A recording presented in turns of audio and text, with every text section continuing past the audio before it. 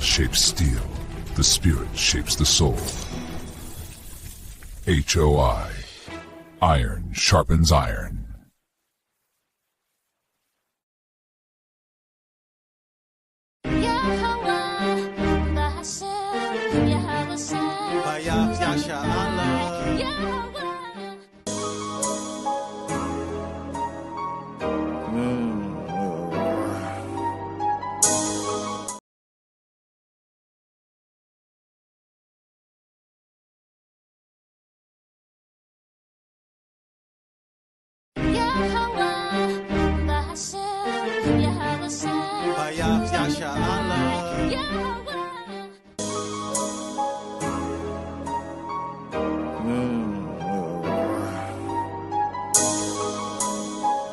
Plantation.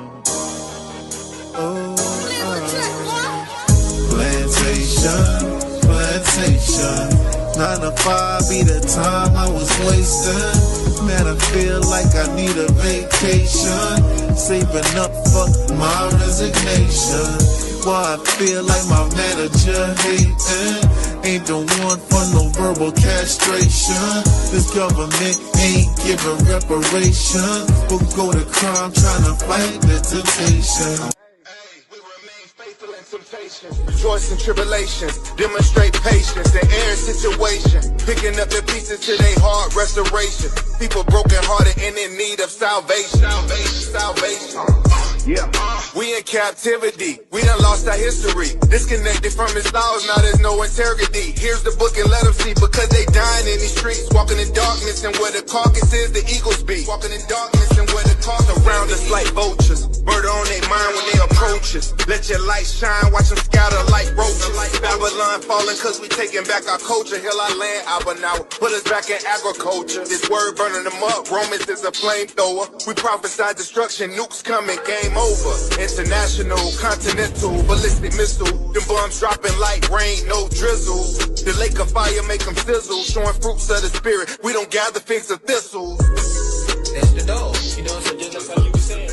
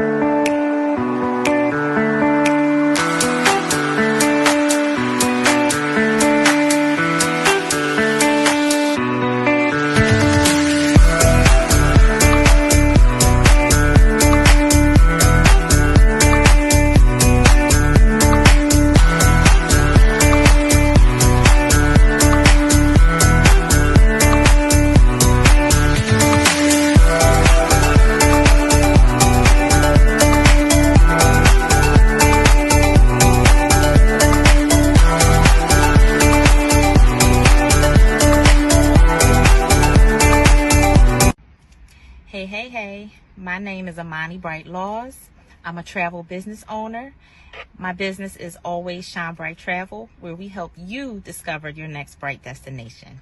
I want to talk to you really quickly today about becoming a travel business owner. Listen, if your passion is traveling, if your passion is exploring the world, if your passion is wanting to travel and explore the world, then you should become a travel business owner, okay? I have 2 easy ways to get started. Less than 1 minute, okay? The first way, up here, our website, travelagentworkshop.com. And please use my sponsor ID, Always Shine Bright, okay? The second way is a text code. Text the word workshop to the number 281-767-9711. And again, reference my sponsor ID, Always Shine Bright, okay? Listen. The workshop is free. It's a free 3-day workshop, which gives you all the information on how to get started to become a travel business owner. Okay. Any questions that you have will get answered within that workshop. Okay. So let me meet you on the money making side of travel, where you can turn your passion into your paycheck.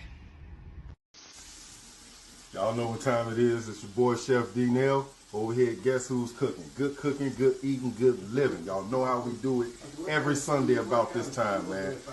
We're going to get straight to it. We got the chicken and dumplings, all right?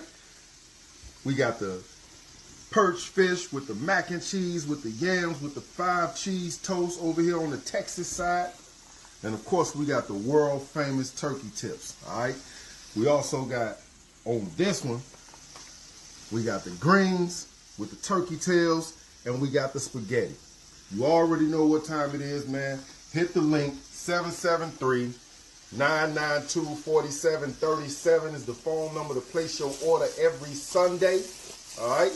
And you can hit us up on the Cash App to make payments at Guess Who's Cooking, the number 2, all right? You can hit the www.guesswho'scooking on the World Wide Web.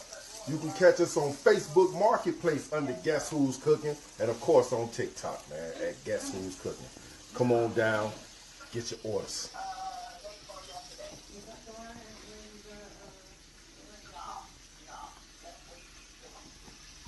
Give me shame, I give you peace from underneath. Give me mind and being light to reignite. Can you open up the doors to let me in? Can you open up the doors to let me in? You could put the heart inside, don't tap my head. As I sing the love inside from out my mouth. Tell me what you need to find. Tell me now. Tell me what you need to find.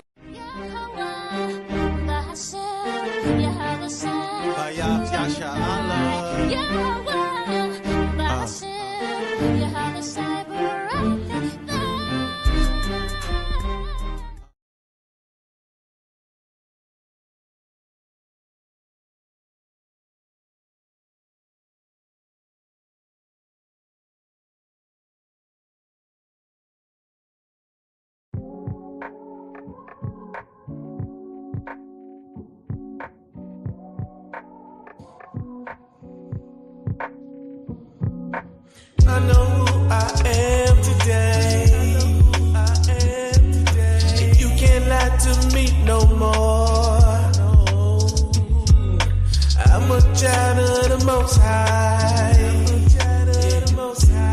And you the devil, the Bible speaks of. Set my people free. Yeah. Let them go. Let them go. Set my people free. Let them go. Let them go. Tell you the truth, this ain't living. Cause every time we step outside, it's attempted suicide, drive-bys and homicide. It's the everyday norm. Welcome to the eye of the storm, where we at war from the day we born to the day we die. Surrounded in the flesh, drowning in these lies from these white guys with these evil eyes towards our own kind, committing genocide. Sliding down the block, then a Glock pop, another brother gone. Tell me when it's gonna stop, cause it's so wrong. But Deuteronomy 28 and 54 will let you know it's all a curse. Plus we've been systematically played against each other. Only way to conquer a nation is basic. Hope you realize the truth and face it. We're the children of Jacob, and his kingdom we taking. But this generation will never make it. We don't repent and turn back to the Most High as a nation. I know who I am today. You can't lie to me no more. I'm a child of the Most High.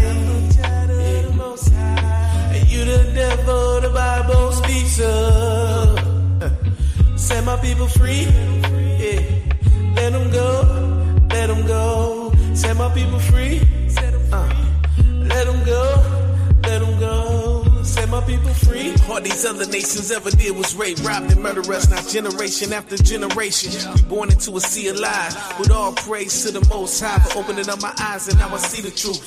Got me feeling magnificent. Yes, they hate us cause the drip is sick, but tell you the truth, if it wasn't for us, y'all wouldn't have shit. We that seasoned boy, yeah, the salt of the earth, and it's apparently clear through every verse. So it's Kwam Yasha Allah too, I'm dead in the dirt, I'm taking away up in the chariot. I'm trying to lead my people to freedom like Harriet, or better yet like Moses did. Bible in one hand, sword in the other, go to war like a Maccabee. Praying mercy on my people, vengeance on my enemies. And I don't feel no man, cause I know them angels surrounding me. So go and tell Pharaoh, let my people go. Let my people go.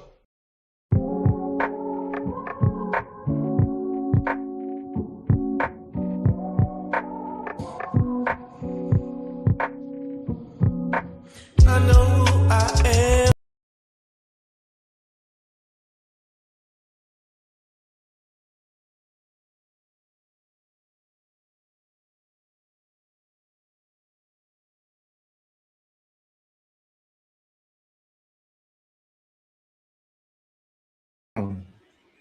Khan, Shalom. How's everybody doing today? Shouts out to the brothers. So let's get started. I'm Brother Hasar, Lamar. All right. Let me go ahead and read my script. And again, before I begin, let's give all praises to Yahweh, by Hashem, Hamashiach Yahweh Shai, and double honors to the elders of HOI, elders of Bach, elders of Ra, elders of Baal, to Deacon Shawapar, and the Captain Arya, and to all the senior men and women who was putting in this work. I like to say Shalom and Shalom. Just bear with me, Israel. Kind of not feeling too well a little bit. All right. So again, Shalom Israel and Shamar. And here's another, iron sharpens iron class tonight. So again, we decided with all the tomfoolery and distractions and the world, and even in this truth, we got distractions, that tonight's title would be Pandora's Box. All right. Now, some of y'all thinks Pandora Box is something crazy. Maybe some of y'all think it's a box of chocolate. All right. Yes, for some of you scholars out there, it is a Greek mythology term. Please do not trip, because we all know at one time we believed in hell or Hades. All right. That's all Greek mythology. All right. So basically, the reason why, we chose this topic, because the phraseology is used a lot today. All right. So here is the modern meaning of it. All right. So the modern usage is a contemporary language. Open a Pandora's box. Now that's common sense, right? We explain to our kids, hey, I don't want you going to this party, because you may open a Pandora's box. Now, as Black people, so-called Black people, we don't talk like that. We never really use the term Pandora's box, but with this new generation, it's used quite a bit. I ain't gonna go into how we used to talk, but it would go a little something like, look here, little MNFer, what did I tell you? I don't want you going to this party because of all these MFers out there. Okay. So sit your butt down or get your butt hurt. It went something like that. All right. So again, the modern usage is open a Pandora's box. It's used to describe situations where a seemingly simple action triggers a cascade of negative consequences. Here's some examples. Political decisions, Trump winning. Oh my God, I hate Republicans. Kamala Harris losing. Oh, the world's going to end because Democrats ain't in office. Republicans hate Black people, right? That's Pandora's box. Also, it involves technological innovations. We got these stupid phones that nobody can seem to stay off of, or personal choices that unexpectedly create problems. Well, you know what? I'm gonna be a pansexual. I'm going to identify as a cat. Now you got fleas. Yeah, I mean, you got weird little, a collar, right? To get rid of fleas. But anyway, you got to be cognitive of what you identify as, because next thing you know, you got fleas and ticks. Anyway, so that's basically what Pandora Box is. Okay. It's a colloquial equivalent. So colloquial is just basically it's like, for instance, a colloquial term is something we're familiar with, like opening a can of worms. That would be colloquial. All right. So again, the phrase emphasizes the unpredictable and often uncontrollable nature of certain actions. Okay. So that's why we decided to go with Pandora Box, because Israel, we out of control right now. How do we know that? Well, we went into slavery. There you go. All right. And we still acting to be compensated for it. And it's not going to happen. I don't get it.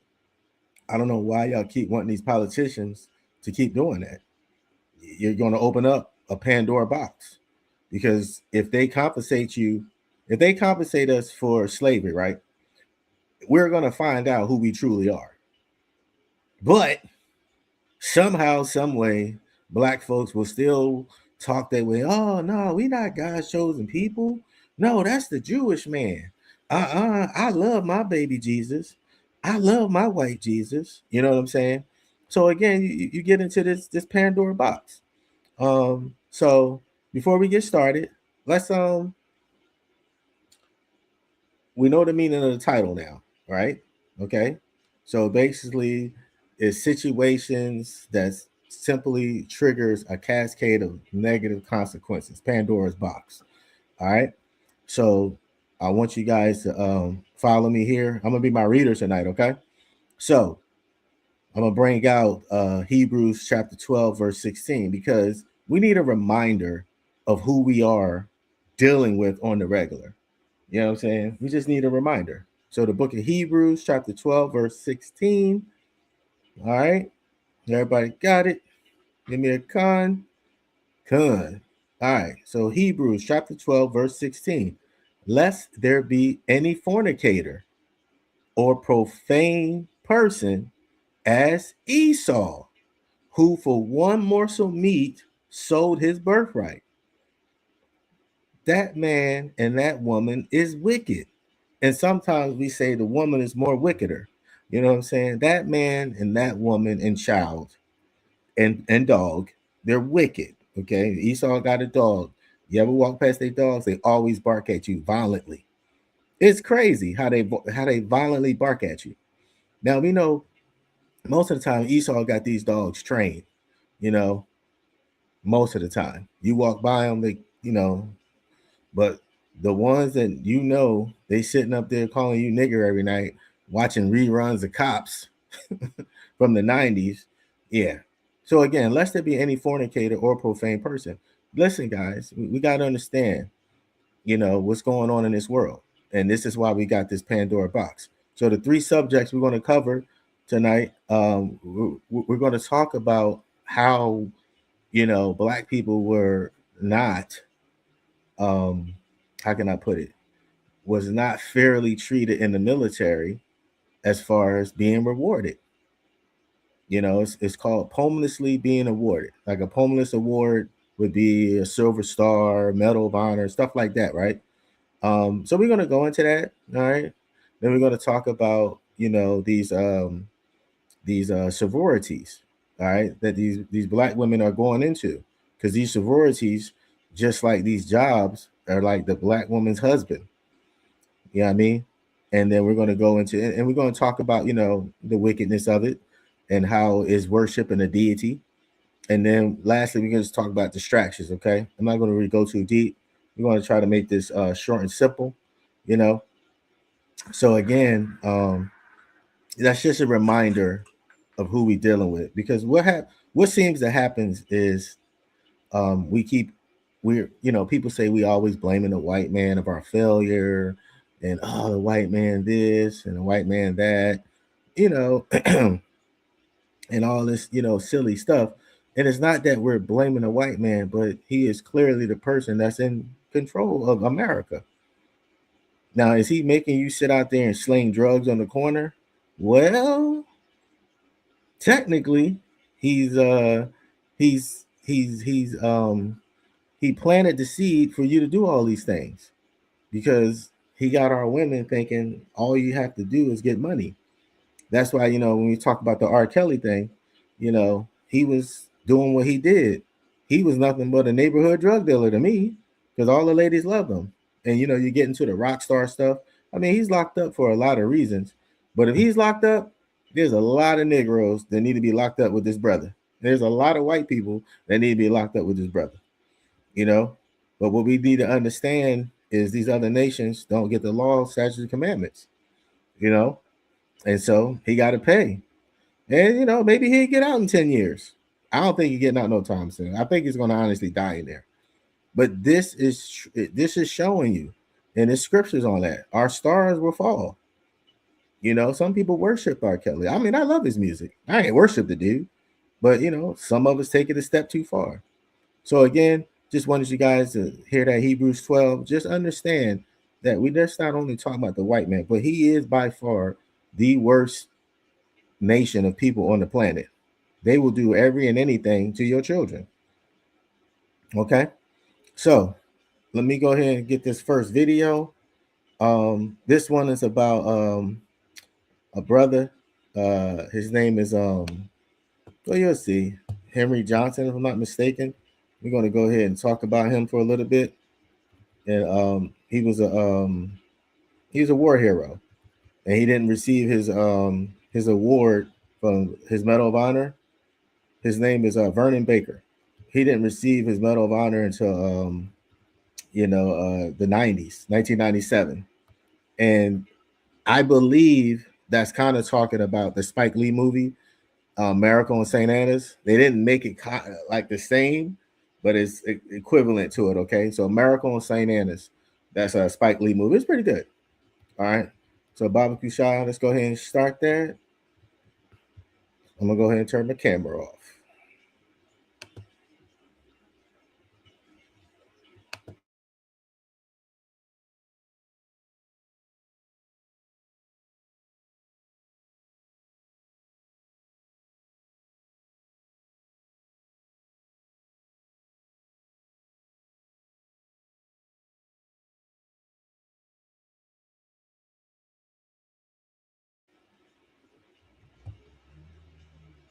Well, we'll wait till he get that started for me to turn it off. So, yeah, this is I'm gonna go over a bunch of stuff. You know, we're gonna play the two videos of we're gonna play this first one. Okay, here we go. Come on.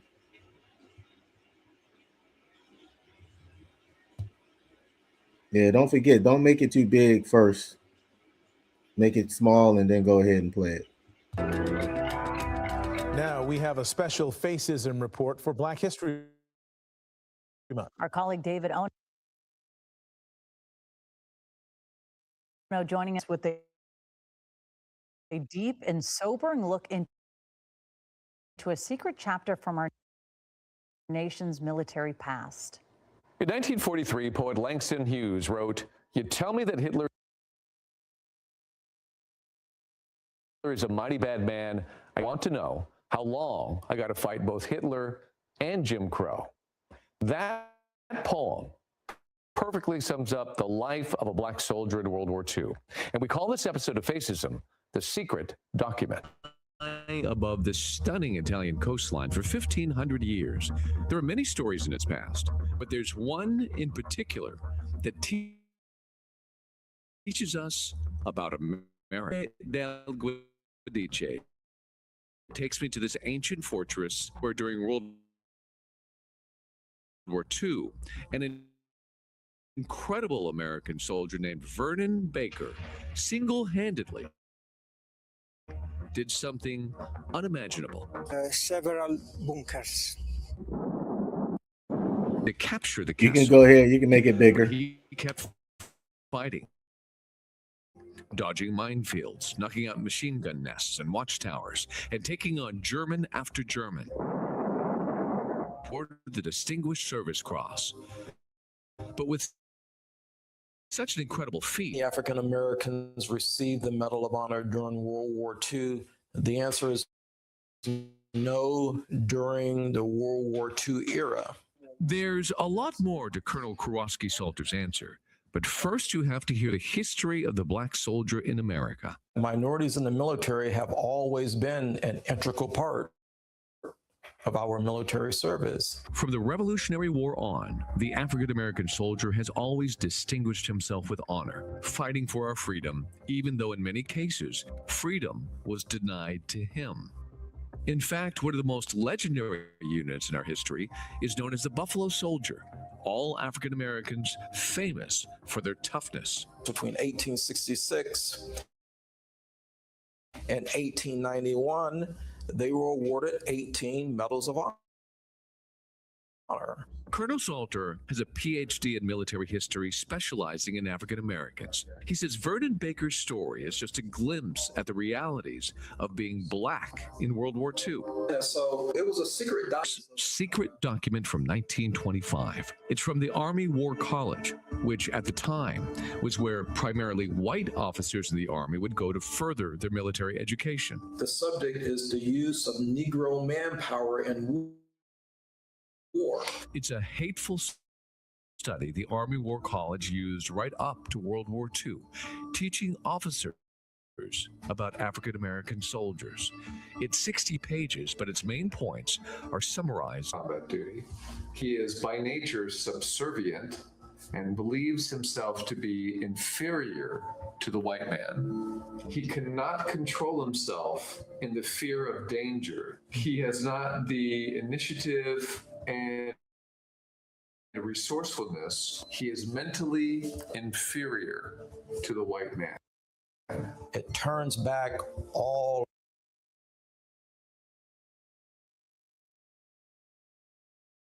of the great things that African Americans had done. Due to this study and blatant racist stereotyping, African Americans weren't allowed to fight until late in the war, and that's what that study wrong. They were denied their nation's highest honor, but their deeds could not be denied. In 1997, after a special review determined 7 African Americans were denied the Medal of Honor in World War II due to prejudice, Vernon Baker was the only one left among them. And God bless you, Vernon Baker, and God bless America. At a White House ceremony 52 years after his amazing feat, Baker receives the Medal of Honor. As a crowd stands, finally recognizing him for what he truly is, a hero, this soldier is moved to tears. It took an ancient castle in Italy to teach us about the great is a one true measure of a person.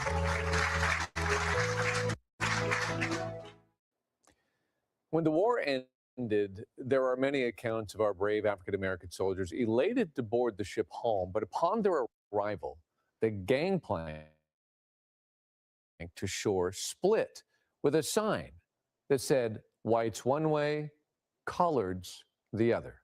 The war against Jim Crow was far from over. And back to that study, so to speak, at the Army War College, you think about who it could have influenced. And you look at the graduates in that period they were using. General Patton, General Eisenhower, who then became President Eisenhower. And you wonder the effect it could have had on them. Absolutely. Absolutely. Hello, I'm All right, that's it. You can stop it. For great ABC7 content by clicking the subscribe button for our YouTube channel and download the ABC7 Los Angeles streaming app on Fire TV, Android TV, Apple TV, and Roku to watch. Come on. So you guys saw that, right? So, you know, World War II was a beast. You know what I'm saying? And, you know, they did them dirty. For decades, no black soldiers received the Medal of Honor during World War II. All were awarded retroactively after the 1990s. Okay? 7 black soldiers won World War II. 7 black World War II veterans were finally recognized. All right? And he was the only one that was alive. PFC Willie, James Jr., Staff Sergeant Edward, First Lieutenant Charles Thomas, Staff Sergeant Reuben Rivers, Staff Sergeant George Watson, and Private George Washington and Sergeant Thomas both recognized posthumously. All right, that was World War II. You guys got to understand something. World War II was a, you know, it's all in the Bible and stuff like that. You know, World War I, World II, and then three's coming up soon. But they didn't want to recognize this. But these Buffalo Soldiers, boy, these dudes was no joke. They won 19 Medal of Honors, because the Buffalo Soldiers was feared. They couldn't deny it. I want you guys to understand something. When you read these scriptures and stuff, name me one white man that fought with the Israelites and who rode on a horse and helped us fight, like side by side. See, that's our problem. You know what I mean? We too nice and we too kind. So we're gonna help other people fight wars. This is why, you know, you got traitors and stuff like that. I wish I would knowingly be an Israelite and go fight with another nation of people. This is our people. This is why we fell under these curses, knuckleheads. So I want to say a lot on this, but we're gonna go ahead and we're gonna go to the next video. But just to get you guys to understand, for some of you non-historians, World War II started in 1940. Well, technically like 1939, 1938. A man named Adolf Hitler. We believe due to strategic studies and understanding that he started the Nazis. However, he arrested in like 34, 35.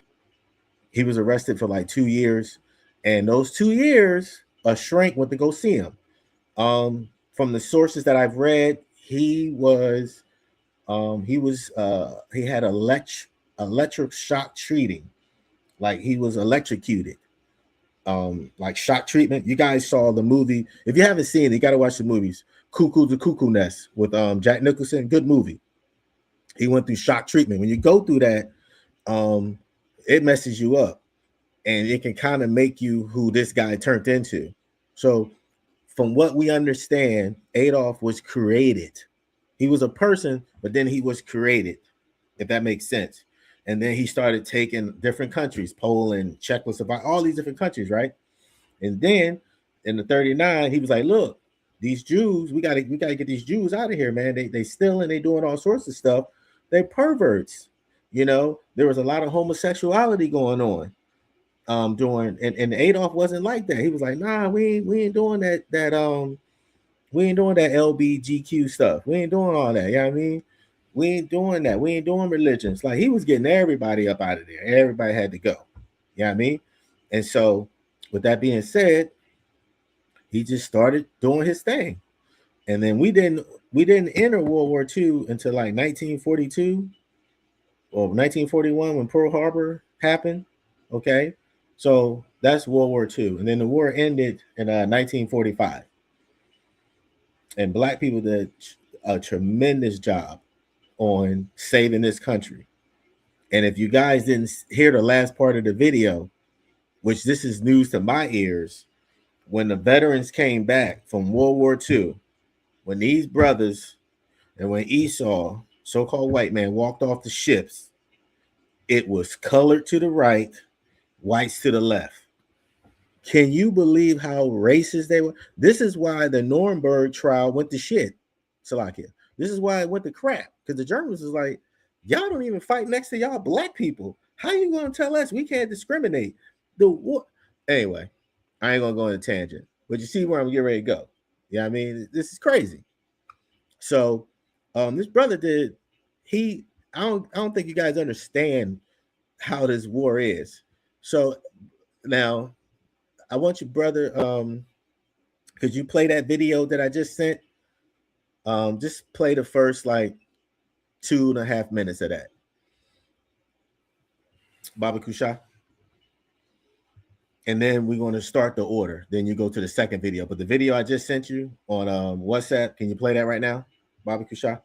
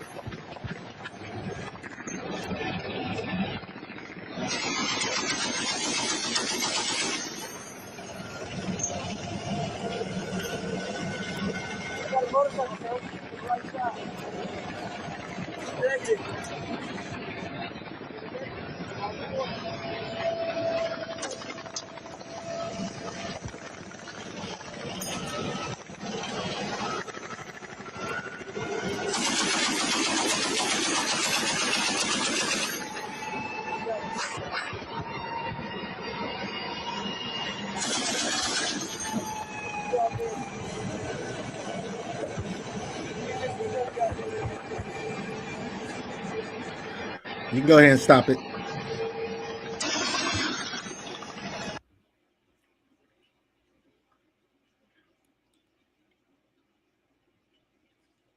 Con. All right. So that's called Task Force 164 Armor. That's the first black all armor battalion. Guess what? Your buddy was there. I wasn't no tanker. I was a scout. So that's 164 Armor. That's Baghdad. That's Iraq in 2003. All right, that's a little bit. The guy who had the camera, his name was PFC Tucker. He talked to me all the time.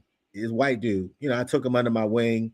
He was messed up after the war, you know. And he was like, hey, bro, hey, what you think I should do? Because everybody knew I used to be military intelligence, right? And he wanted to sell the video. CNN was going to buy that video off of him for $30,000. And I told him, I said, well, you can't do that. You got to go to the, you know, S2 people, which is military intelligence. They have to go over the tape and black out what they don't need to see. And then he did. He eventually sold. He got out. So I didn't go on that Thunder Run. I was in a Humvee. We were going to go, but there was a tank platoon of Iraqis that was going to go somewhere. So we had to go ahead and destroy the tank platoon. So, you know, we beat them up. They came in what they call technical trucks. They didn't have no tanks. So we was ready. We had this thing called a Javelin and all this shit. So, you know, so just to get you guys to understand, that's war. All right. Now that's a war from 2003. And it's you know, that machine gun you heard, that's a 50 cal. It makes a distinct noise. You know, that was my weapon, right? That thing's a beast. Like every time it shoots, you'd be like, damn. It just to shoot it, it just it's something. But to make a long story short, yeah, that was my unit. That like I say, is a black first armor unit, and on it had a African elephant that had 2 white tusks, and those 2 white tusks was the only 2 white officers that volunteered for the unit. And so I was stationed there. It's in Fort Stewart, Georgia. It's called 3rd Infantry Division. So I'm bringing that up because during that war, I was supposed to get a Bronze Star with Valor, and it was political. It was a Pandora's box. It was like, and I was a specialist at the time, and I was out there. Let's just say your boy was laying them out, all right. And it wasn't just me laying them out. It was I saved lives, and I acted violent. What is it? Voluntarily, like it's valor, but voluntarily in the act of being a hero and all this other stuff. And they didn't want to give it to me. You know, they was like, "No, we're not giving this black guy this Bronze Star with Valor," and they wanted to give it to this Italian dude. And I was like, "No, why he should get it? My weapon was the only weapon." I'm not going to make this about me, but I just want you guys to understand what goes on. They was trying to find every excuse in the book not to give me this award. And I was like, well, my weapon never jammed. And then they was like, yeah, but you did this and did that. And yeah, it was just a mess about what was going on. I ain't gonna tell you everything, but it was just a mess. So I got an award. I got an Arcom Inviolate. The other guy, he didn't get it either. So they gave it to somebody who didn't even deserve a Bronze Star Reviler. And every time he saw me, even though he was Cuban, but at the time I didn't know we were all Israelites, he was like, man, you should have got this award and everything. I don't deserve it. Every time I seen this guy, he apologized to me. And I was like, man, it's cool, man. And that's the thing about black people. We're so, neutral when it comes to things. Nah, forget that. No, it's no time to be neutral. But we dealing with a person who's profane. All right. So I wanted to bring that video out just to get you guys to understand that's modern today. If I can take it back, yeah, I would have fought for that. Actually me personally, deserve the Silver Star. I don't deserve no Medal of Honor or nothing like that. I ain't do nothing that crazy. But I did some gallantry, some heroism stuff. And when you serving as a black person, you just want to just keep it down, whatever. And this is why we don't get these awards. So let's get in. Is my internet all slow?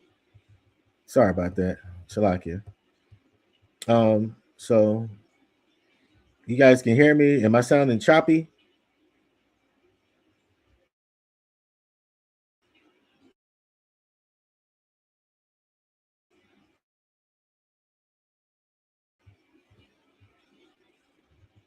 Yeah, I got to move on. Let's get this next video out. Barbecue Shah. Now this is about the movie that we all saw and we all loved it. Okay, thank you, sister. Yeah. So like I said, I wanted to bring that out because like that's something that we recorded. Well, I didn't record. We were doing another mission, but we did a lot of great stuff. And my battle buddy, he's Puerto Rican, and we went through a lot of stuff, man. And doing all that war and stuff like that. I was fighting for this country. Just like all these other brothers. So don't get mad when you see these brothers because we didn't know. All right, go ahead. Play it for about a minute and then make it big. 2 minutes and then make it big. 2021. Lyle Station Historic School and Museum recognizes the bravery and patriotism of Sergeant William H. Carney. The 1989 movie Glory portrayed the brave men of the 54th Massachusetts Infantry Regiment, the Union Army's first African American regiment in the American Civil War. 23-year-old William H. Carney was one of the brave volunteers depicted in that movie. Over 3,500 service members have received the Medal of Honor throughout U.S. history. Only 90 have been African American. Sergeant William H. Carney was the first, earning the honor for protecting the American flag during the charge on Fort Wagner, despite receiving life-threatening wounds, including a shot to his face. Born a slave in Virginia in 1840, when he was 14, he attended a secret school where, despite the laws banning him from learning to read and write, he received an education.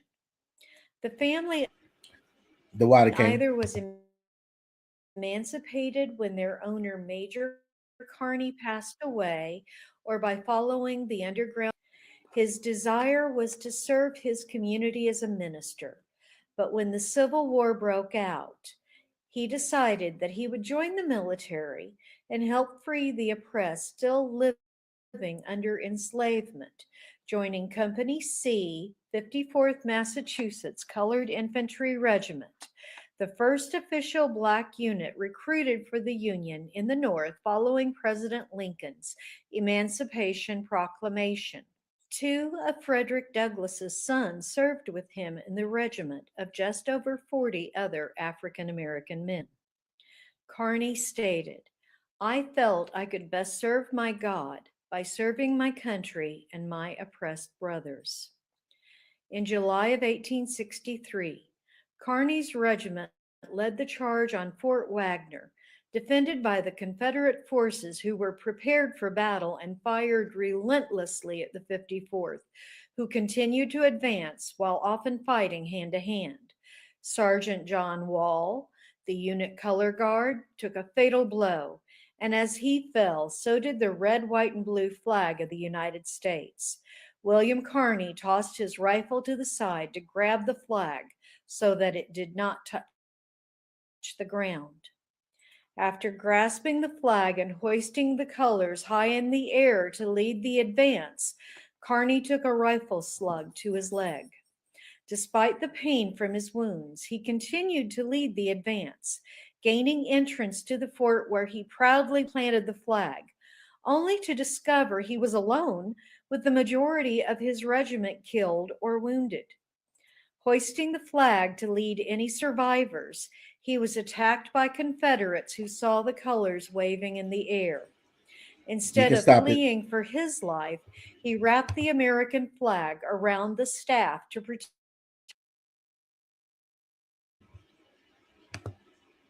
Con. So you guys see that?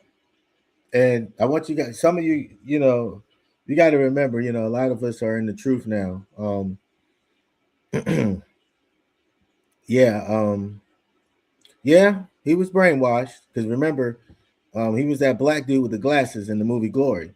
All right, raised with those white people, so he kind of was confused. And then they said he was going to make him, they was going to make him a minister, so he was already groomed. This is why they gave him. This is like, hey, Negro, this is what you need to be. No disrespect to his family or anything that he did. I was him. I was that guy.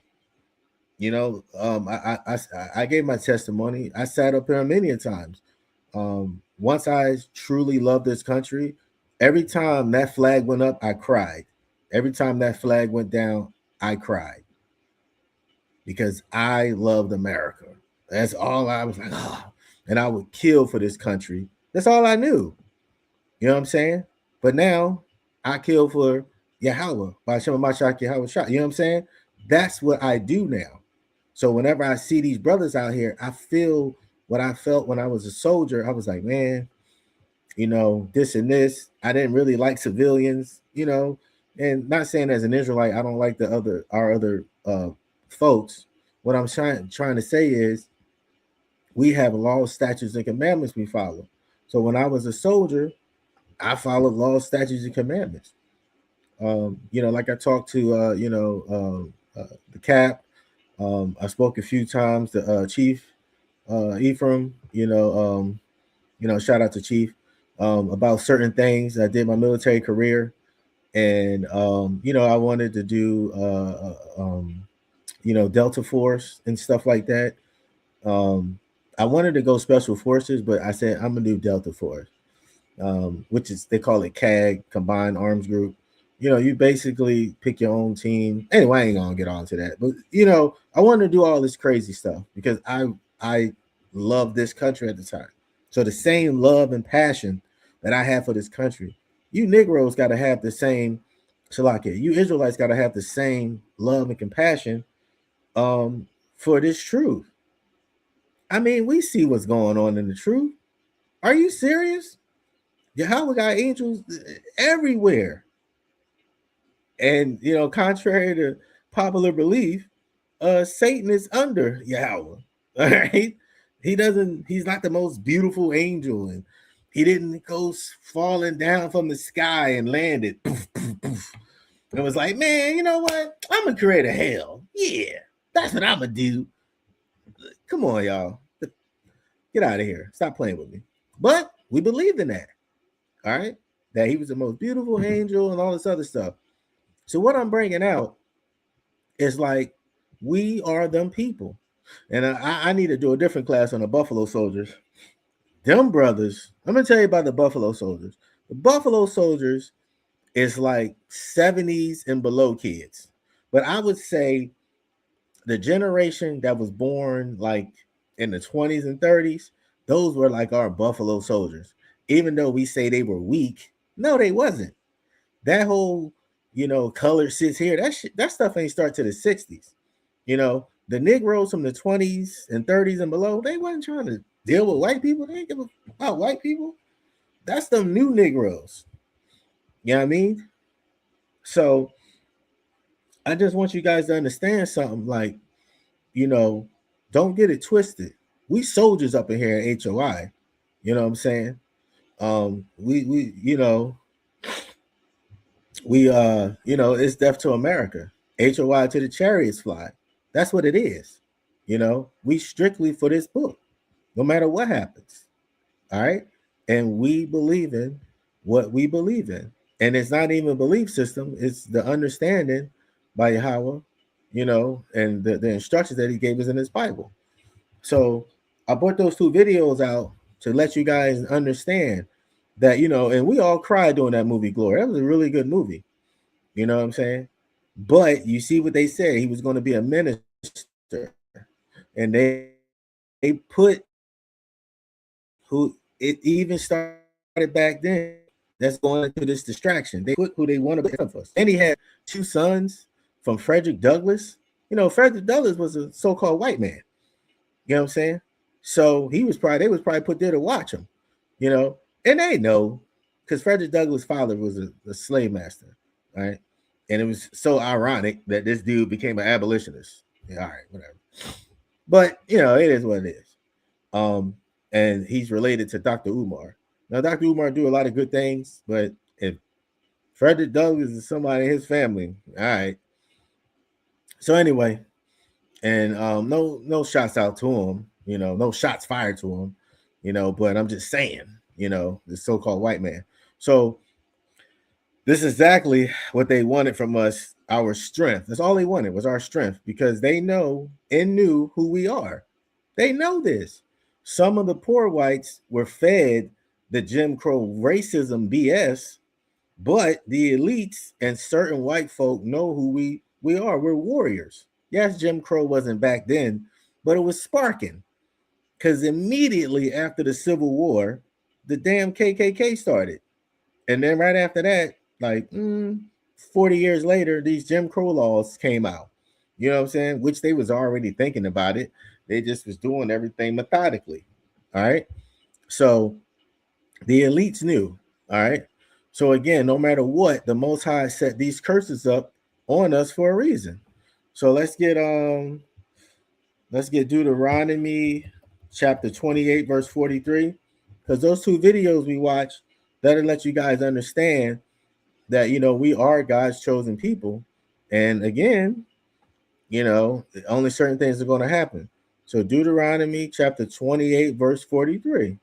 All right. And it reads, the stranger that is within thee shall get above thee very high, and thou shalt come down very low.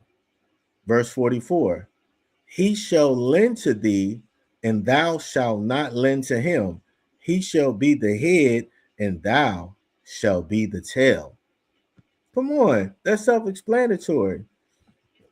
The officers, the sergeants. Listen, we're not trying to say that Esau and these other nations can't fight. It's not what we're trying to say, because some of them did make the Bible.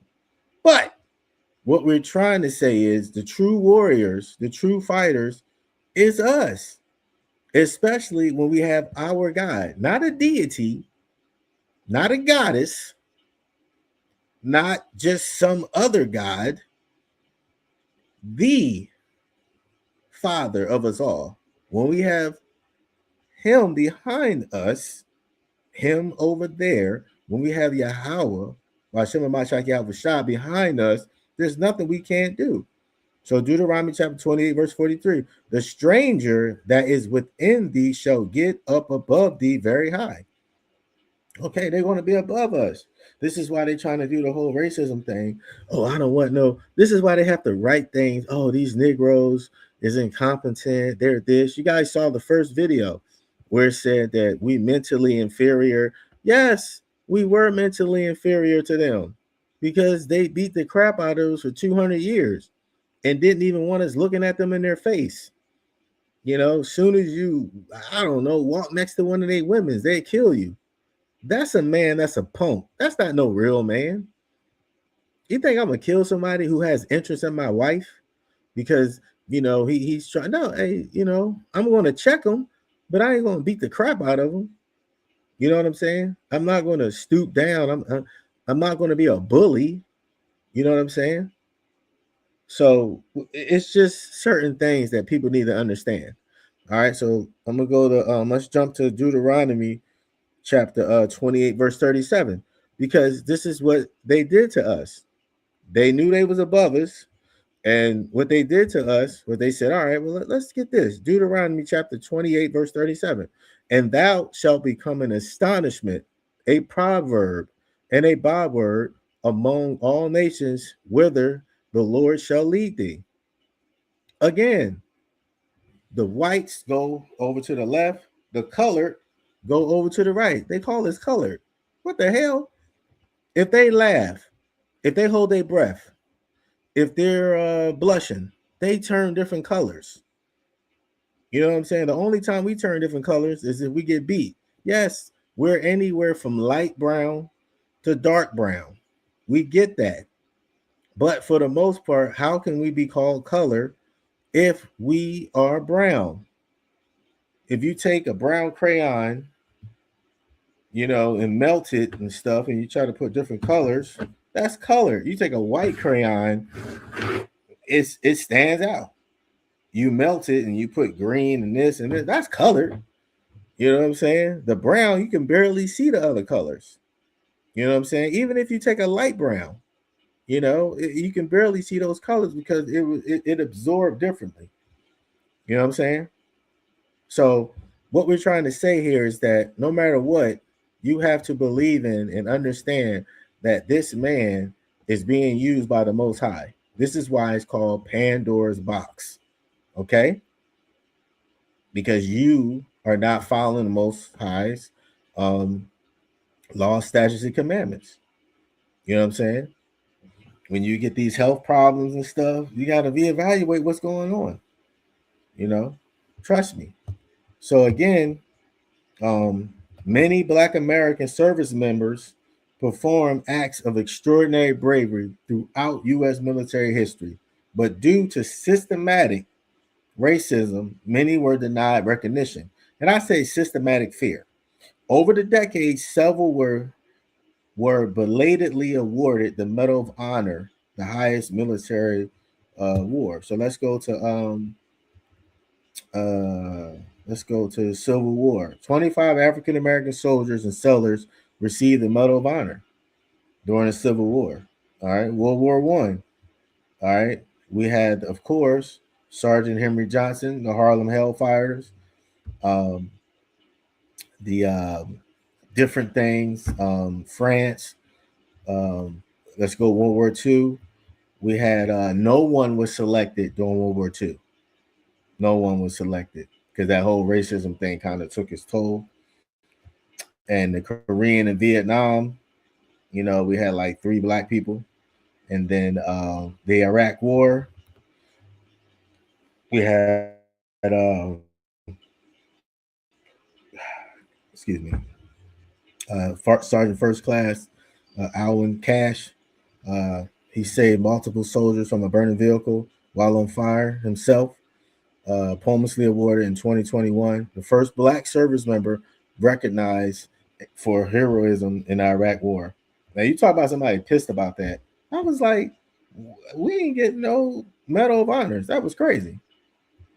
In that war, and we done a lot. I done a lot, and yeah, he was on fire. The vehicle blew up and everything, and he pulled out all his guys while he was on fire. He's pulling them out, and we all heard about that. And they finally decided to give him his award a couple years ago. So I mean, it's so much crazy stuff that's going on. So we just wanted to bring some awareness to you guys. I ain't going to keep harping on it. So again, with the scriptures I brought out, It doesn't matter. We're never going to be above them. They're never going to. They messed up when they gave 19 Buffalo soldiers the Medal of Honor. They won that war. You know what I'm saying? Fighting those natives. So, Northern Kingdom gets the Southern Kingdom. So, so hopefully you guys got some education on that one. So we're going to go into this Greek stuff. All right. So the thing with the sororities, all right, it's saying here, these Greek letters and Greek religion, they're trying to say sororities are not religious. They do rituals and oaths, okay? And it's like, okay, so you guys do rituals, right? So what does a ritual mean? You know what I mean? Like, what do you mean you just do rituals and it's not religion? So when you look up, rituals, right? Ritual, Shalakia. A religious or solemn ceremony consisting of series of actions performed according to a prescribed. A religious or solemn ceremony. So when you look at this stuff with this whole sorority, they're trying to say it's not religious, which it's a lie. It is religious. It's a sorority. And they take certain Greek words and stuff as rituals, and Salakia. It's rituals and Greek letters and stuff, right? Which it is religious. So therefore, if it's religious, you're calling on a deity, Minerva, all these different deities, right? So let's go ahead. Let's play video 3, Baba Kusha. And let's stop that video at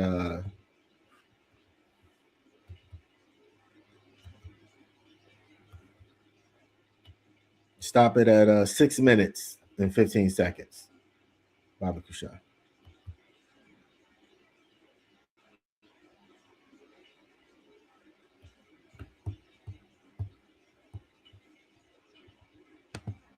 Why pledging to a Greek fraternity or sorority?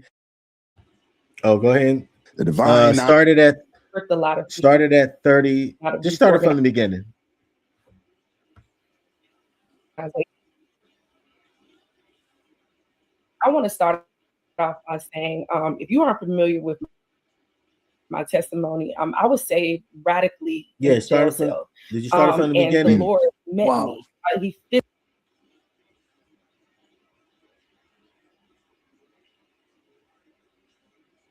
the water came. Physically.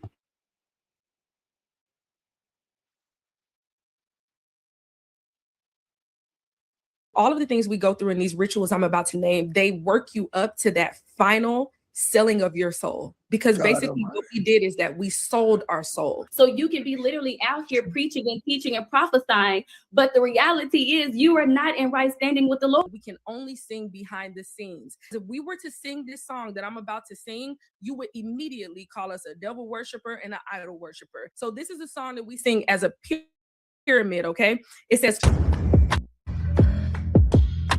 what influenced you to join a Greek organization? This question is for Tia. My story is a little bit different. What influenced me was I didn't have anyone necessarily part of a Greek organization. I later found out that my dad, though, he was a Freemason. My grandfather was a Freemason.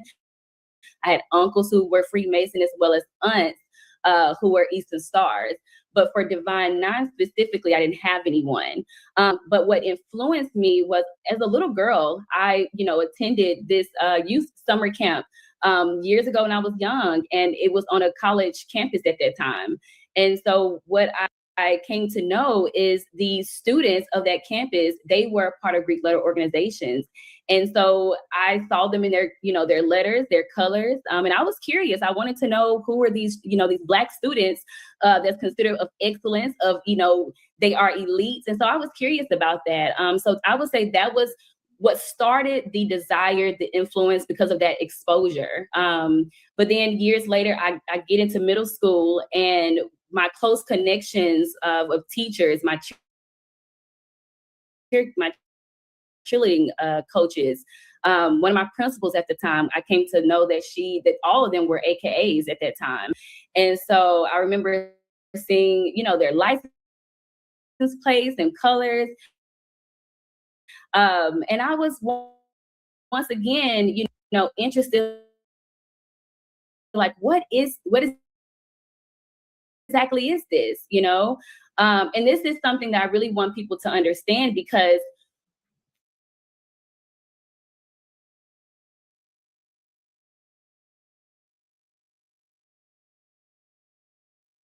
this seed is being planted early and at a young age, and it's also starting in the school system. Is indoctrination, right? And so when I saw that my teachers, my cheer coach, and principal was a part of this, I went to them as a little girl, and I'm like, that little seed, what ends up happening was my principal, she actually gave me a folder that it had all of this, really held on to that folder, opened up this influence and this desire. So essentially, you were groomed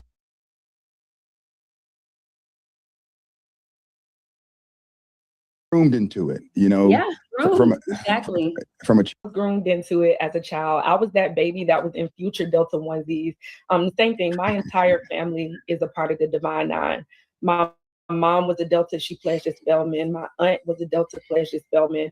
My brother is a Q, pledged at Morehouse. My sister-in-law was a Delta, pledged at Spellman. My grandfather was a Freemason and a Shriner. All of my aunts, all of my godparents, all of them were Deltas. That's all I grew up around my entire life. And not to mention extended family that are a part of A5A, AKA. A lot of these wicked practices and things that we're going to talk about, you grow up seeing these things as normalized. And it's a very interesting thing too, because generation, I happen to fall into the third generation. And it's going to be interesting to talk about how a lot of those curses actually started to affect me in my life. I mean, generational curses are very real. My mom pledged as a sophomore. I ended up pledging as many other wicked practices that also happened to my family at the same age in the same year when they were in college. There are a lot of people who have the same sentiments as you, who have gone through this, but they are afraid to speak up about it. They're not emboldened by the power of Christ and by the liberty that we find in Jesus to, renounce and denounce and come out and talk about it. So hats off to you both for doing so. I want to just open up the platform for you all to just take. You can go ahead and stop it. Share with us tonight. Stay.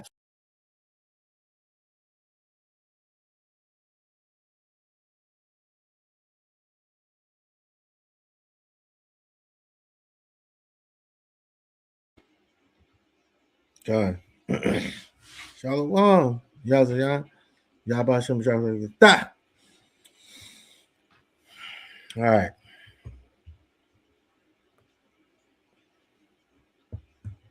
God. I didn't hear you. Can you hear me? I think your mic, check your mic out. Sometimes you got to go in there and connect your mic. You see where the little 3 dots at next to your mic?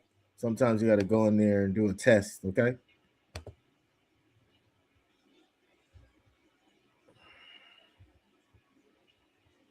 Because if you have your computer hooked up to your buds, you got to point your computer to your buds and stuff like that. So go ahead and try to mess with that. Can you hear me? Give me a thumbs up if you can hear me. Okay, all right. I can't hear you. So try to mess with that. Because you're unmuted, but if you have your headset or some type of thing hooked up to your computer, sometimes no, I can't hear you right now. Unmute yourself.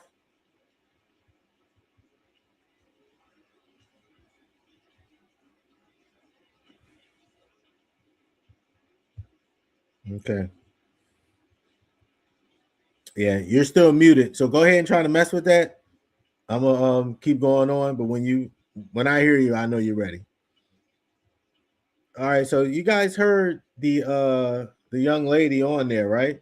So they was talking about certain um deities for these sororities. Okay. One of them is Minerva. She's a or she's a Roman goddess of wisdom, strategic war, commerce, and handicrafts and arts and stuff like that, right? So this is from the Greek stuff, right? So you guys gotta understand something. Where do white people get this stuff from? They get it from the Egyptians. Where do the Egyptians get it from? Where do Osiris and Isis and Iris and all these freaking homo freaking dudes? If you guys listen to brother Hashar from AOC or General Hashar from AOC, Lord, he destroyed them along with other brothers. But they had so much gay stuff, it didn't even make sense. And then, like I said, you had Isis, Osiris, and just all this stuff from the Bible. And then you listen to Brother Tariq and Dr. Umar. They're like, yeah, it's like, brothers, how are you going to skip over the fact? This is my thing with them too. How are you going to skip for the Kemetic community? How are you going to skip over the fact that there was a Bible? They did not in our because we didn't even have a temple yet. You know what I'm saying? So where are y'all getting this stuff from? We didn't have no temple in Egypt. We're slaves. We're being punished. You know? So once we started making a temple, then everything fell in order. They had temples, they had pyramids. So where's their Bible? Where is the Kemet Bible? Why is it so similar to the Holy Bible? It don't make sense. What happened to their guide? Why was they dispersed? And now the so-called Egyptians are in the country named Sudan, and they're fighting the true Persians right now. Where is them going into captivity? Where is the Kemet Bible to say you guys are going to captivity to fight the Persians? Where in Kemet Bible does it say your motherland is Egypt? Where in the Bible? Like, that's what I'm saying. It's like common sense stuff, but our people are so gullible, and I like to use the word so freaking stupid sometimes that it's just like, bro, it's sitting right there. You don't have to become a Hebrew Israelite, but it's certain things that make sense. And these young ladies, they was like, man, why am I doing this? Have any of you guys ever dealt with sororities? All it is a bunch of sex orgies, people swinging, people banging each other, people same sex doing each other. It's all about sex. Just like if you're a so-called used to be a Mason, yeah, I'll challenge you. I know plenty of Masons. I know Eastern Stars. I know what they did on those boats when they have these little Mason things. They go on the boats. They have these Mason parties. It was all about sex. Masons are huge in the military. Swinging, pansexuals, gay, homosexual stuff, all that stuff is huge in the military. It's huge. There ain't that many people in the military. And most of the people in the military are atheists or they're Masons. It's a couple Christians, but most of the people in the military are atheists or Mason, or they're flopping. So you're talking to a brother who understands. So stop playing. So, shouts out to the sisters. I'm glad they got out of that evil, wicked thing, but then they went into Christianity. It's like, but that wasn't the point. The point is, even when I'm on the chat GPT and stuff like that, it tells you, oh, well, there's a thing, Christians, Muslims, all these people, they join these sororities and they still are Muslims and Christians. But she just told you it kind of interfered, or Salakia, it interfered with her Christian walk. You know what I mean? Go ahead, brother. Can you hear me? All right, shalom, shalom. Now we right. cook the grease, baby. All right, Shalom, there you go. Sorry, so late. Nah, it's all good, brother. It's all good. Been holding it down for a little bit. Yeah, we in here now. We ready to roll. Ready to rock and roll. Move and groove. You feel me? That's right. That's right. God. So yeah, man, I was just talking about this sorority stuff, man. And so again, everybody, the sororities and stuff like that, it's it's not something you want to join. I'm from Philadelphia, and we used to have something called the Greek festivals. And we used to have it in the plateau. You listen to the song Summertime. He was like, hey, in Philly, that's where we used to go, to the plateau. Is where everybody go, right? Yeah, I went there a couple times. Wow. I ain't ever go back. I seen the girl. I don't know if she was getting raped, but it was like 5 guys, and they had her in a car. Girls walking around half naked. This is 1992. It was crazy. Maybe 91. And then I went 92. I was like, what in the, I can't be a part of this. I'm going to jail, and it was nothing but sex going on. It's broad daylight, it was hundreds of thousands of people there. I'm probably lying. It was tens of thousands of people there. It was so packed. Then niggas started shooting. I was like, oh my God. Everybody started running. I was like, I can't deal with this. I ain't gonna lie, I wanted to stay because the honeys was looking good. You know what I'm saying? This is when I was in the world. Everybody, wow, I can't be part of this.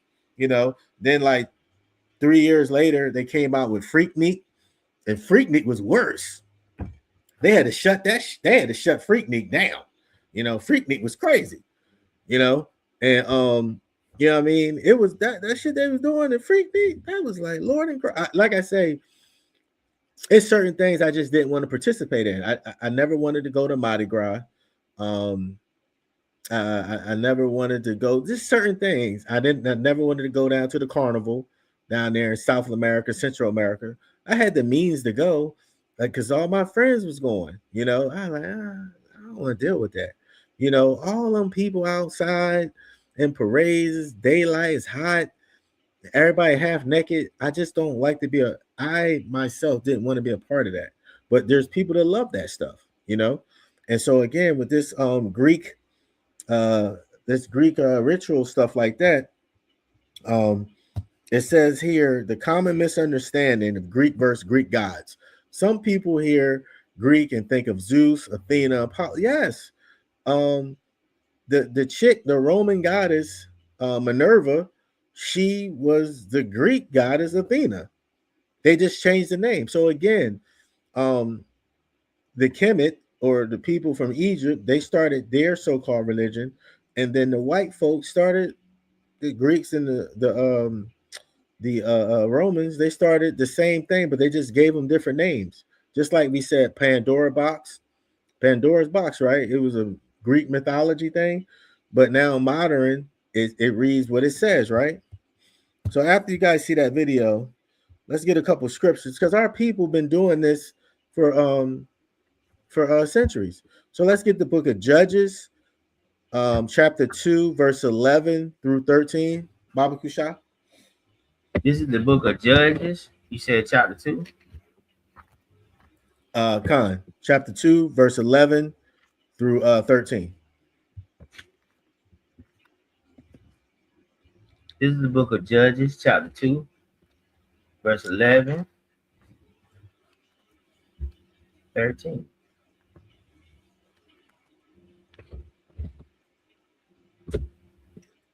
And it reads, and the children of Israel did evil in the sight of the Lord, and served Baalim,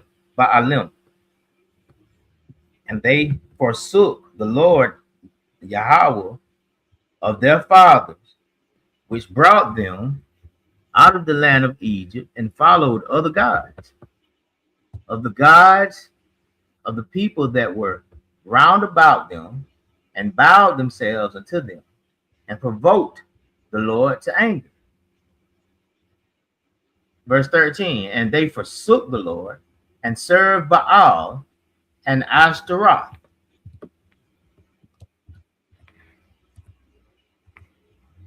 All right. So, it's a who is Baal? The supreme fertility, storm, agriculture deity worshipped in ancient canon, Phoenician, all these different things, right? This is the stuff that we're doing when we go ahead and we go into Greek, Shalom, real Israel. When we go into the Greek mythology, listen, you Negroes, you guys got to read. You guys got to understand stuff. Everything that's put in front of you has a meaning. When you singing happy birthday to you, and you got everybody looking at this damn cake, you're chanting. It's a ritual. You're bringing demons to you. Like the movie Evil Dead. I love that movie. That movie funny as hell. But the truth is, when that dude was saying he was reading from a book and that demon was started coming and stuff, that's what you're doing. You're bringing stuff to you. So let's give an example, Israel. You out and we all know if you was a club rat. I used to be a club rat, right? So in the club, you have undercovers, you have prostitutions, you have madams, you have pimps, you have drug dealers, you have drug addicts, you have killers, you have hitters, you have people who want to trick. You got all these different things in the club. And then you got people who go in there trying to find a husband, a wife, a girlfriend, or just something for the night to lay down with, right? So you got all these different entities in the club. Who the hell you think is in that club? Satan. He's in there deep with his boys because you got all this tomfoolery going on. That's why whenever you went to the club, something, if it didn't happen to you, you saw somebody get shot, you saw somebody get knocked out, you seen a girl pass out drunk, everybody doing stuff to her, you seen a guy passed out, you seen somebody get beat up, there's a girl that gets stabbed in the bathroom, there's a guy and a guy in the bathroom, there's a girl and a girl in the bathroom. Like, you seen all these because it's a wicked place. We're not trying to say, hey, Israel, you can't go out. But if you're going out to the club where it's always 5-0, 12, whatever y'all want to call it today, it's probably somewhere you don't need to be. Take your wife, your girl you're dating, to a nice jazz cafe or a live band playing. But you don't want to take someone somewhere where as though you got to walk them to the bathroom. Yeah, I mean, you gotta stand by the bathroom and time them, make sure they come out, or walk inside if y'all your boy, you know what I'm saying, when your boy go to the bathroom, if it's 4 of y'all in the club, one of y'all gotta make sure he's good. You know what I mean? Because this is how we used to live. That's not normal. It's not normal to follow your friend to the bathroom to make sure he come out. But this is what we used to live under. So when you live under these niggerish ways, things will always come to you bad. So okay. Man, you got to bring out 14 and 15. Con, go ahead, King. I don't, because see, this is what's gonna tell what the Lord gonna do to you when you do these things. It go right into what you were talking about. It said, the anger of the Lord was hot against Israel. You see that? And he said, and he delivered them into the hands of the spoilers that spoiled them.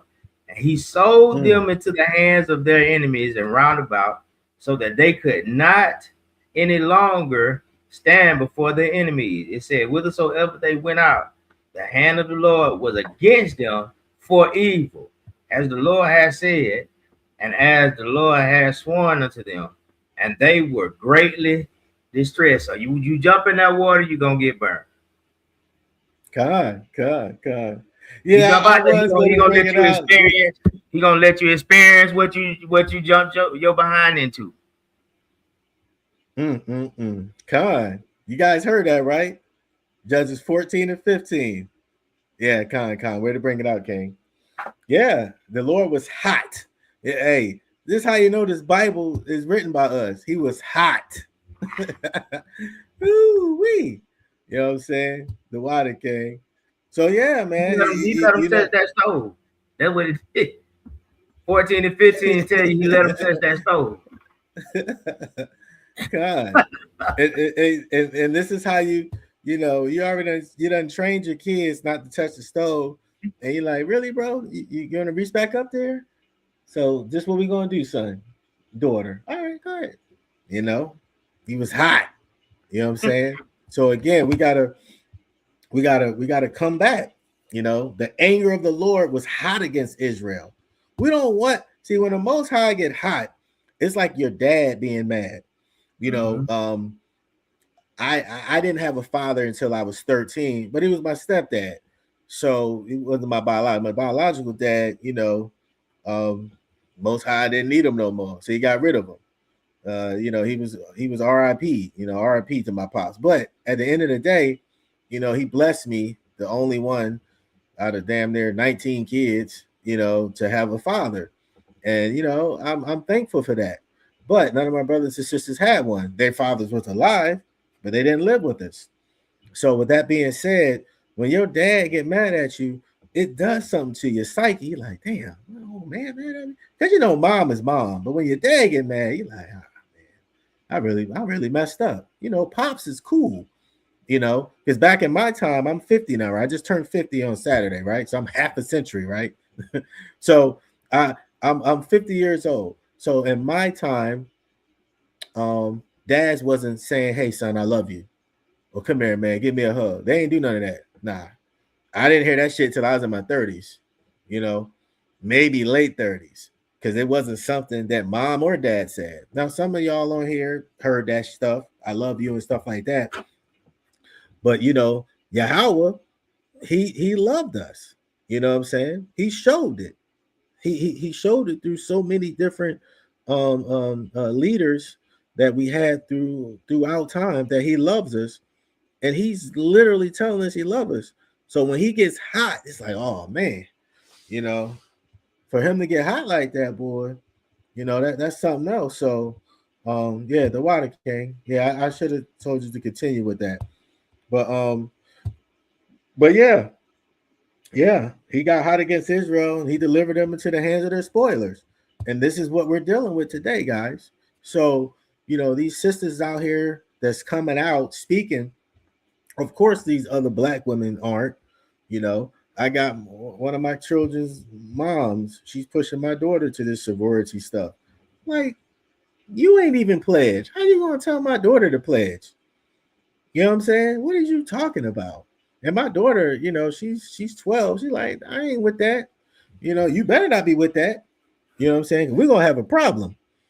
And I'm trying to tell you, like, I try to raise these kids with a lot of the stuff we had, but with a great more understanding. Because back in the day, our parents didn't explain to us nothing. They just told us we couldn't. And we listened. These kids, they got Google. What do you mean? Hold up, Dad. You put $2 under my pillow. There's no such thing as a tooth fairy. It's right here. It's made up. So now they catch you lying. Now you done lost credibility. So again, Israel, don't be half foot in and keep your right foot out and all this stuff. You need to be 100 or the Most High. He's going to be hot. All right. So that's all I wanted to touch on. Hold on. I got a couple more scriptures. Let me get my notes. Let me get where I'm at. Let me get Deuteronomy chapter 28, verse 36. Baba Kushai. This is the book of Deuteronomy, chapter 28, you say? 28, verse 36.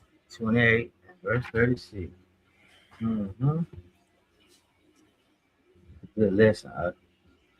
This is the book of Deuteronomy 28 and 36. The Lord shall bring thee and thy king, which thou shalt set over thee, unto a nation which neither thou nor thy fathers have known. And thou shalt serve other gods, wood and stone. So we already know the wood is the Christianity, the cross, and the stone is, you know, the Kaaba, the Islam. Those are the two largest religions to this day. And you know, um, Christianity has so many different facets to it. You know, woke Christians, non-denominational, Orthodox Catholic. You have Judaism. You have what are they called? Mesopotamian. You got all these different types of religions, right? And or different sections of Christianity. And the same thing with you know, being a Muslim. You know, oh, being a Muslim means serving God. Well, what's his name? There's many gods. This is why a lot of times we don't understand things because things are confusing to us. So, like we looked up the term colloquial. Colloquial meaning a phraseology of what's going on, and we gave the example. You open a can of worms. That's talking about, you know, the Pandora's box. You open a can of worms. So literally, if you open up a can, it's supposed to be food in there, and it's worms. You're like, what in the world? And you know that your psyche goes crazy right now.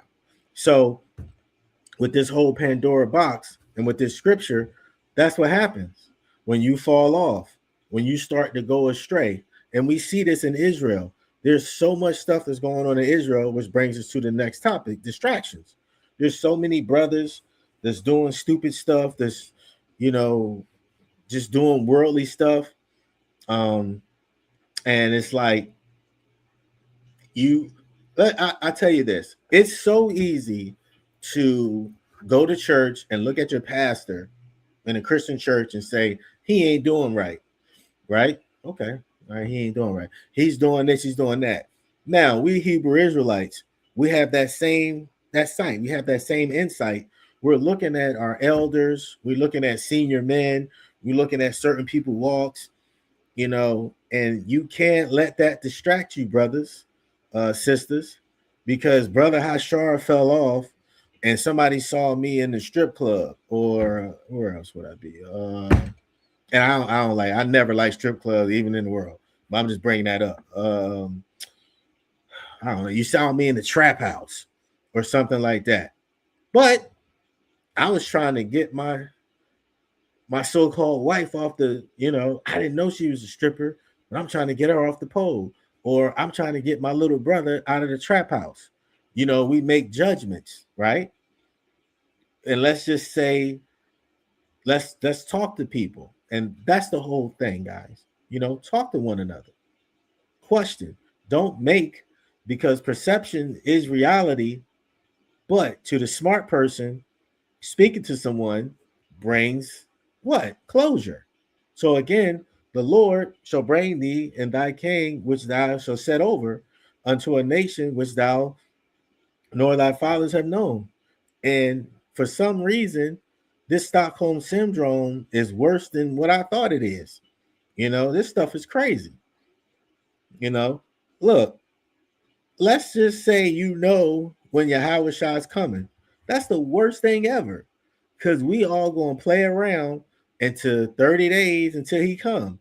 Like, man, you know, I'm gonna do this. Man, he coming in 2028, July 17th. Yo, I got so much stuff I'm gonna do. I'm gonna do this, this, and this. And yo, I'm telling you, in 2028 January, I ain't doing nothing. That's why he ain't want to tell us. All right. We already, you see what we did in the Bible. He already know us. He know our characteristic, guys. He know we gonna play around until 6 months 6 months prior. Some of us are playing around the 24 hours prior, thinking, man, I'm gonna get up there. I'm good. And then some of us is like, man, I don't even care. See, that's the bad thing, because all of that, I don't care. Your kids watching you, Israel. It's all about these young people. Some of us are doomed. Okay. Some of us did some stuff that we know I ain't making to the kingdom. But you don't know, but to yourself, you're like, man, listen, we trying to wake these young folks up. And we, of course, we need to wake up us too, because they're only going to follow the elders. But this whole beef with the old heads and the young bulls, yo, we need to cut that out. Cut that out. I get it. And I say this every time I give the classes. Yeah, I get it. Yeah, these young boys are something else. But listen, they're only a mere reflection of how we were. Do y'all remember how we was growing up? Do I need to say some stuff on here? Do y'all remember how we was growing up? Like, come on, stop playing with me. So, I mean, I'm only 50, but some of y'all 55, 54, 50. I seen it. Okay. We all kind of went through the same 60. I seen it. All right. So again, don't play. We already know. So let's try our best to follow these laws, statutes, commandments, and not serve other gods, other deities. And this is what these sisters are bringing out. You know, hopefully these sisters find some godly men, some Hebrew Israelites, and fully get out of that stuff, because it looked like they went from the Greek stuff to the Christianity, which is good that they got out of the Greek, the sorority stuff, because I don't know if you guys know, but that sorority stuff, man, they be doing a lot of gay stuff. All right. And yeah, I got videos. I got a homegirl. Listen, there's a lot of stuff that goes on with that. I ain't even going to sit here and talk about that. All right. But let's just know it's Esau, who's more profane, who's a fornicator, more profane person than Esau. So let's get this last video. Go ahead and bring it up, Barbecue Shot.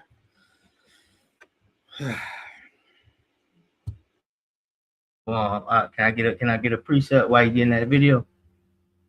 Yeah, come on, go ahead, King. Go ahead. Go ahead, King. We're gonna drop down to 64, man. Which one? 64. It's gonna be the same chapter. Okay, 64. 64. The Lord said, "I scatter thee among all people, from the end, from the one end of the earth to the even unto the other, and there thou shalt serve other gods, which neither thou nor thy fathers have known, even wood and stone." Good. So again, guys, you know, that's us. We've been scattered among this world. We are in Israel. We are in Japan. We are in Budapest. We are in Singapore. We are in Naples or Nepal. We are in the Republic of Georgia. We are in the Bahamas. We are in Idaho. We're everywhere. We're in Uganda. You know, we're everywhere. All right. We're in Mongolia. We're everywhere. Okay. And this is what you guys got to understand. He scattered us among from one earth unto the other. All right. And if you guys know what I know, everybody love brothers. Everybody love brothers and everybody love sisters. All right. But especially, you know, these women out here, we're kings of them. Now they still, you know, whatever. They don't want to be seen with you in public, but everybody loves a brother. All right. Great precept, King. All right, so let's bring this out. We're going to play the first 3 minutes and 3 seconds. Go ahead, King. And if you guys don't know who he is, he played in the movie called Half Baked.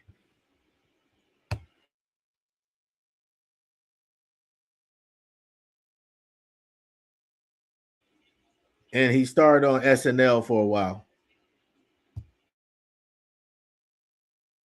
Speaking of the Matrix, I'm not touching the files. I'm not touching the Epstein files, and I'll tell you why.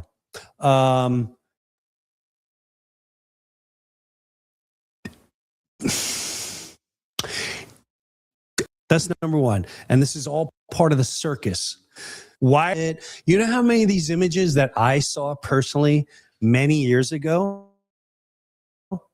And you know how many times I sat there and I watched people watching certain TV shows. They used to watch Ellen DeGeneres, right? And I'd go, you ever notice, I go, you know what Epstein's Island? You ever notice her background set looks just like the island? And they're like, Dad, you're such a conspiracy theorist. Every conspiracy theorist out there right now, all I'm going to say is, if you never believed in them, you better start talking to them, because the ones that already knew about this, I'm telling you right now, this is just wave number one. I don't know what they got lined up, but I'll tell you this. You okay over there?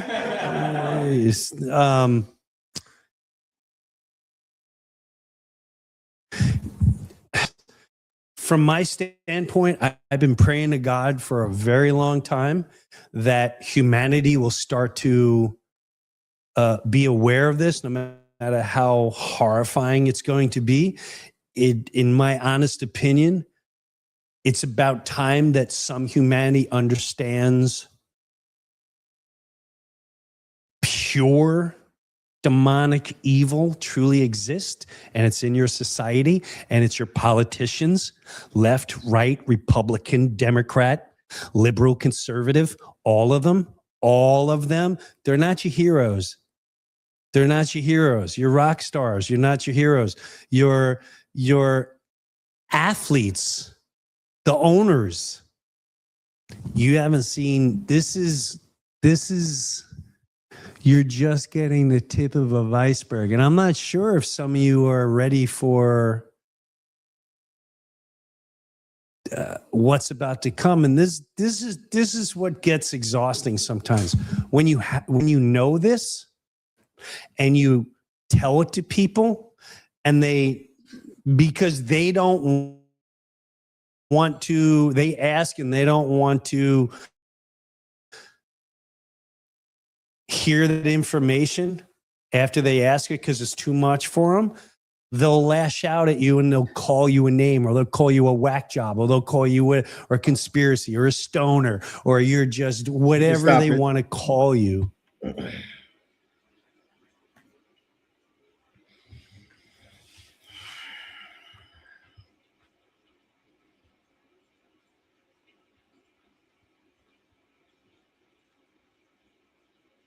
Yeah, Con King. So what he was going into, and you know,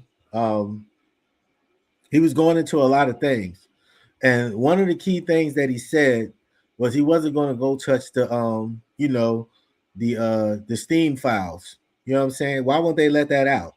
But they let everything, all these intricate, methodical, meticulous things of Bill Cosby, R. Kelly, you know, they show you what they want, right?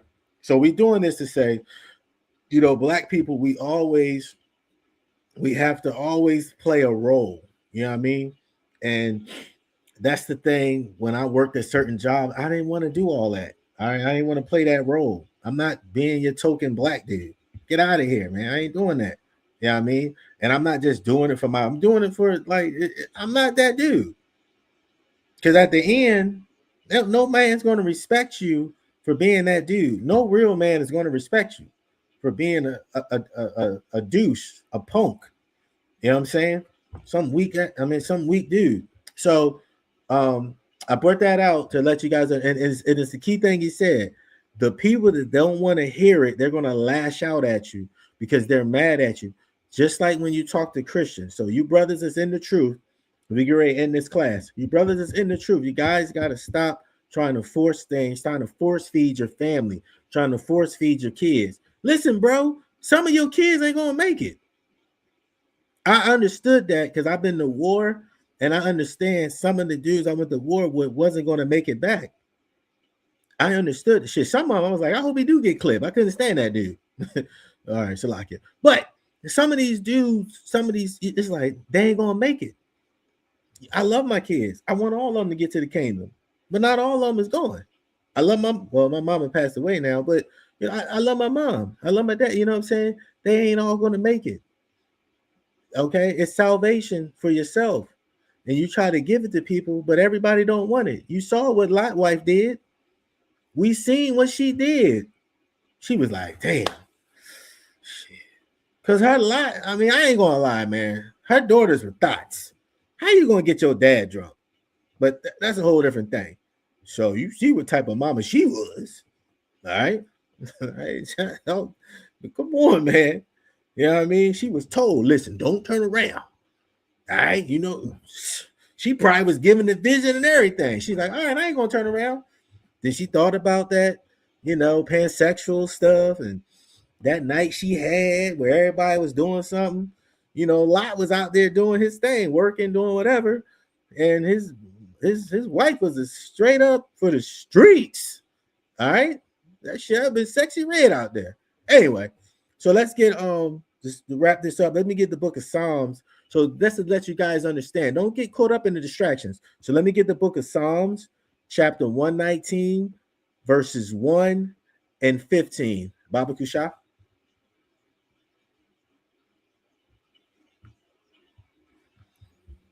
This is the book of Psalms 119. And what again? 119 or what? Verse 1. Okay. And then jump to 15. This is the book of Psalms 119 and 1. Blessed are the undefiled in the way who walk in the law of the Lord. Verse 15. I will meditate in thy precepts and have respect into thy ways. Con. So the undefiled, okay, in the way who walk into the Lord. That's all you need to worry about. You ain't got to worry about Cardi B separating. Nobody care about Cardi B. I mean, you know, she's one of us. I feel for the sister, but how you gonna marry a hoe and then sleep with a hoe? Like, what is wrong with you? This dude got 4 baby mamas. What was you expecting? And she's just rubbing it off like you mad. How you mad and you married? Like, she don't make no sense. You know what I mean? And so I bring her up. Like, it ain't just Cardi B. We're not picking on women, and we're not picking on Stefan. However, we got to understand the sense of that. The woman's still going through a divorce. Listen, ladies, and a lot of y'all out there, and I know some of y'all been beaten, battered. Listen, you can't jump on another pogo stick, and you got a pogo stick in reserve. We call it monkey branching. You can't hang on to one tree and then grab the other branch and be like, all right, I'm good, and then swing to it. That's not how that shit works. Okay? You guys got to cut that out, man. All right? Your vagina is made for one penis, and that's it. And if you don't understand it, y'all need to go talk to a prostitute. Okay? Because prostitutes, they will tell you, listen, ladies, most prostitutes are on drugs because they sleep with multiple men. What are you on? Y'all acting like y'all like men. Y'all can't have 2, 3, 4 penises. It don't mix for you. That's going to be trouble because one of these dudes is crazy. One of these dudes is a silverback lion. Have you ever ran into a silverback lion, nigga? He's killing me. He's killing you. He's killing your kids. Okay? So when you run into these silverback lion dudes, and you out here, oh, I'm gonna be just like, I'm gonna be just like I'm gonna be just like Brother Hasar. I'm gonna do what they do. You can't. You're not made like that. And we're not picking on you ladies, but ladies, please, you're gonna get yourself hurt out here. It's different spirits, okay? And you brothers, stop. Stefan, he preyed on the weak. How you gonna mess with a baby mama, bro? You know she's hurt from Offset. You gonna prey on that girl? Yeah, it's Cardi B. She's hurt. We can all see it as men. She is hurt. That boy hurt that girl feelings. Yes, I know she used to be a stripper. She set up dudes. I get it. But at the end of the day, she's still a woman. She's hurting. She don't know what to do because she ain't got no proper guidance. She's a millionaire. She don't know what she's doing. So again, blessed are the undefiled in the way who walk in the Lord. And she's a distraction. Okay? Epstein, distraction. This Trump not letting the black governor, distraction. All these things are distraction, okay? Let me get this last one. Colossians 2, verse 8. Baba Kusha. All right. So this is the last one for the distraction. The book of Colossians, chapter 2, verse 8. Baba Kusha. This is the book of Colossians 2 and verse 8. Beware lest any man spoil you through philosophy and vain deceit, after the tradition of men, after the rudiments of the world, and not after Christ. All right, everybody. So we're gonna wrap this up. You guys see the scripture. Come on, it's common sense. Stop listening to the so-called white man and other nations. Stop listening to these Negroes who don't know what the heck they talking about some Kemet. You know what I'm saying? All these dudes was banging each other. How you gonna skip past that? Ain't no Israelites in the Bible was banging other Israelites. They keep talking about Abraham married a 3-year-old. Shut up. Nobody married no damn 12-year-old girl. Are you serious? They always talking about Israel. They try to reach. Listen, don't get cooked on this vain deceit and traditions of men, okay? And let's get Ecclesiastes. So that's the end of the class, guys. We touched on the disrespectfulness and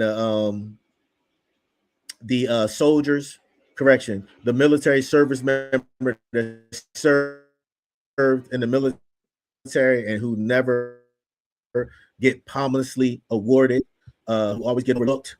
There were no World War II veterans that got Medal of Honors until the 90s. That's how bad it was. Yes, we had other Medal of Honors during the other wars, but World War II, they was like, hell nah. Okay. And then we talked about the sisters and the sororities. And then the last one was the distraction. What's going on now? Okay. So thank you guys for tuning in to tonight's class. And, Brother Yazian, he's going to go ahead and read Ecclesiastes chapter 12, verse 13 and 14, and then lead us into the Paleo Hebrew prayer. And I'll do the English. Here we go. This is the book of Ecclesiastes, chapter 12, verse 13 and 14. Let us hear the conclusion of the whole matter. Fear God, which is Yahweh, and keep his commandments, for this is the whole duty of man. For Yahweh shall bring every work into judgment with every secret thing, whether it be good or whether it be evil. Everybody turn to the east, please. Good. Everybody turn to the east, please. This is the Lord's Prayer in Paleo Hebrew. Abanawa Sabat Mayim Potash Haya Shamka Yahweh Malakwaka Taba'a Ratazaka Haya Isa Barataza Kaya Haya Basamayim Latan Ladara Lakum Kaliyawam Wasalak Nawa Kawawak Nawa Kasalak Nawa Kawawaki Nawa Wala'a Tabaya Nawa Barasaya Wan Abal Hawasaya Nawa Maya Rakaya Laka Hamalakwa Wa'ala Wa'ataya Para Lawalam Yam. Amen.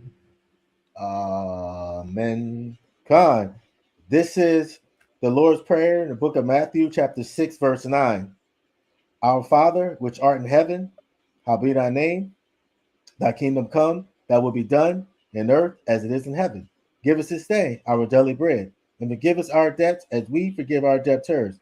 And lead us not into temptation, but deliver us from evil.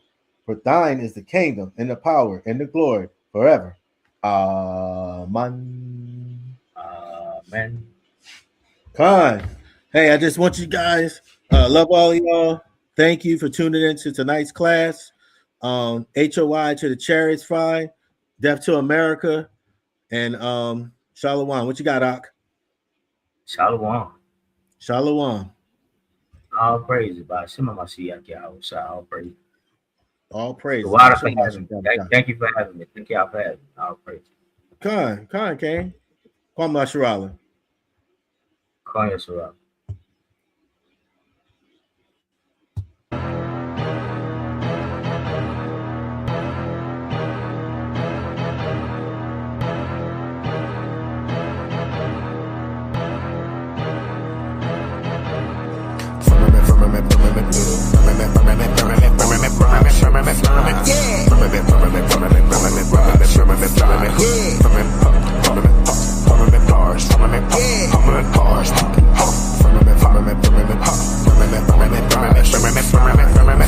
Yeah.